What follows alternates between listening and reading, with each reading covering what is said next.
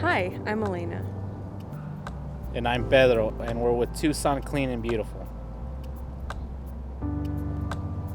We're here in Pueblo Gardens neighborhood to tell you more about how we partner with neighborhoods like this one to build community-driven green infrastructure.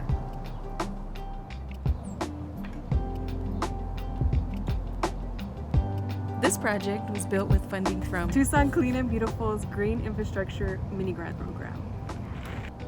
The Mini Grant Program is funded by Tucson Water and administered by Tucson Clean and Beautiful.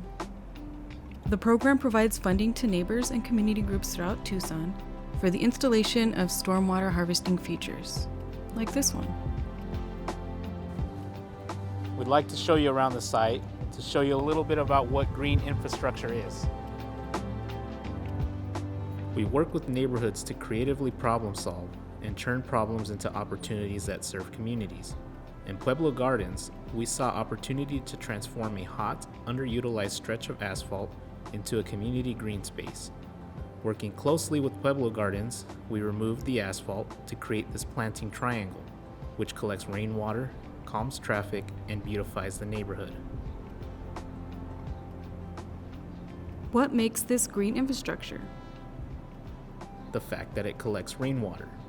This project harvests water from the streets through curb cuts.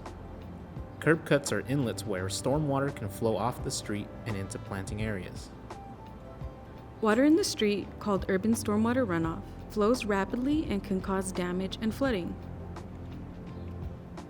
How do we slow it down? From the inlets, water flows into low depressions called basins, where water spreads out, slows down, and sinks into the ground. So we've slowed the water down. What now? Water collecting in the basins is used to support a diverse array of beautiful native plants. We use native desert-adapted species like brittlebush and ironwood that bring native biodiversity back into the urban environment and help conserve precious water resources.